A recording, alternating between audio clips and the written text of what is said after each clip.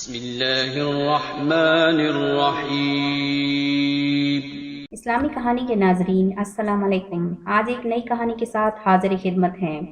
یہ کہانی ہے معروف عالم دین اور فقیہ علامہ حلی کی۔ علامہ حلی کا شمار 8ویں صدی ہجری کے معروف شیعہ فقہا میں ہوتا ہے۔ ان کا اصل نام حسن بن یوسف تھا۔ عراق کے شہر حلہ میں پیدا ہونے کی وجہ سے علامہ حلی کے نام سے مشہور ہوئے۔ ان کے زمانے میں ایران پر ایک شخص کی بادشاہت تھی جس کا نام محمد خدا بندہ تھا، جو اہل سنت مسلک سے تعلق رکھتا تھا۔ ایک مرتبہ سلطان خدا بندہ نے غصے میں آ کر اپنی بیوی کو 3 بار طلاق طلاق طلاق کہہ کر طلاق دے دی۔ بعد میں اسے اپنی غلطی کا احساس ہوا تو اس نے اہل سنت کے چاروں مسالک یعنی مالکی، حنفی، شافعی اور حنبلی مسلک کے علماء کو دربار میں بلایا اور ان سے اپنی غلطی کے ازالے کے لیے مسئلہ دریافت کیا، مگر سب علماء نے بتایا کہ آپ اپنی محبوبہ بیوی کو ایک ہی صورت میں واپس زوجیت میں لا سکتے ہیں اور وہ صورت حلالہ ہے، یعنی آپ کی متعلقہ بیوی کسی اور مرد سے شادی کرے، جب وہ مرد اسے طلاق دے دے تو اس سے دوبارہ شادی کر سکتے ہیں۔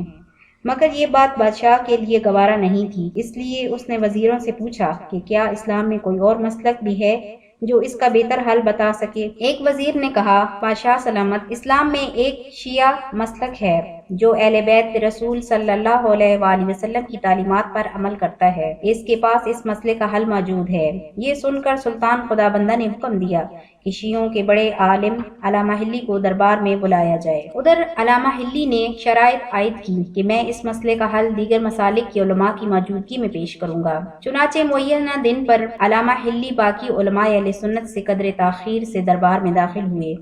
ان کی حالت یہ تھی کہ اپنے جوتے بغلوں میں دبائے ہوئے تھے اور سلام کرنے کے بعد بادشاہ کے برابر بیٹھ گئے۔ یہ دیکھ کر باقی علماء حیرت زدہ ہوئے اور اعتراض کرنے لگے کہ یہ کیسا عالم ہے جسے بادشاہ کے آداب کبھی نہیں پتا۔ اس نے احتراماً بادشاہ کو سجدہ بھی نہیں کیا۔ علامہ حلی نے جواب دیا کہ قرآن کی آیت ہے فَإِذَا دَخَلْتُمْ بَيُوتًا فَسَلِّمُوا، اور جب تم کسی گھر میں داخل ہو تو سلام کرو، جبکہ تم علماء یہ بھی مانتے ہو کہ سجدہ خدا کے علاوہ کسی کو جائز نہیں۔ پھر علماء اہل سنت کہنے لگے کہ تمہیں تو یہ بھی معلوم نہیں کہ بادشاہ کے برابر نہیں بیٹھتے۔ علامہ حلی نے جواب دیا کہ حدیث رسول صلی اللہ علیہ وآلہ وسلم ہے کہ جب تم کسی مجلس میں جاؤ تو جہاں جگہ خالی ملے وہیں بیٹھ جاؤ۔ چنانچہ دربار میں اس کے علاوہ کوئی خالی جگہ نہیں تھی، اس لیے میں یہاں بیٹھ گیا۔ پھر علماء اہل سنت نے اعتراض کیا کہ تم نے اپنے جوتے بغل میں دبا رکھے ہیں اور دربار میں اسی حالت میں داخل ہوئے ہو، تو یہ دربار اور بادشاہ کی توہین ہے۔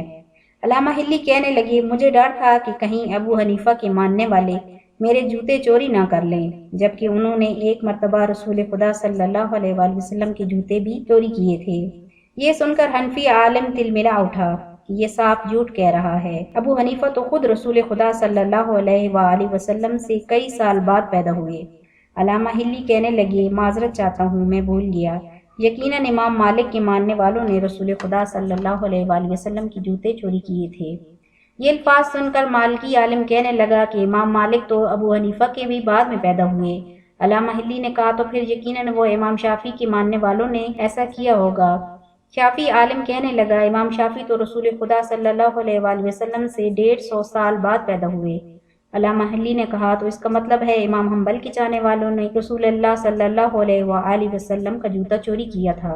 حنبلی عالم کہنے لگا، علامہ صاحب، امام حنبل تو امام شافعی کے بھی بعد پیدا ہوئے، یہ کیسے ممکن ہے؟ آپ جھوٹ بول رہے ہیں۔ اس موقع پر علامہ حلی نے سلطان خدا بندہ کی طرف رخ کیا اور کہا، اب حقیقت روشن ہو گئی ہے، ان چاروں مسالک میں سے کسی ایک کا بھی امام پیغمبر صلی اللہ علیہ وآلہ وسلم کے زمانے میں موجود نہیں تھا، لہٰذا ان کی تعلیمات کا رسول اللہ سے کیا واسطہ ہے؟ جبکہ میں جس امام کو مانتا ہوں وہ امیر المومنین علی ابن ابی طالب ہیں، جو رسول اللہ صلی اللہ علیہ وآلہ وسلم کی گود میں پلے بڑھے، جو پیغمبر صلی اللہ علیہ وآلہ وسلم کی وسیع جانشین اور نفس پیغمبر ہیں۔ لہٰذا ان کی تعلیمات کے مطابق مذہب اہل بیت میں ایک ہی مجلس میں 3 بار طلاق طلاق طلاق کہنے سے طلاق واقع نہیں ہوتی، لہٰذا وہ عورت اب بھی آپ کی بیوی ہے اور حلالے کی ضرورت نہیں ہے۔ اس کے بعد علامہ حلی نے دربار میں ایک فصیح و بلیغ خطبہ ارشاد فرمایا، جسے سننے کے بعد سلطان محمد خدا بندہ نے مذہب شیعہ اختیار کر لیا اور اس نے پورے ایران میں مذہب شیعہ کو سرکاری مذہب کے طور پر قرار دیا۔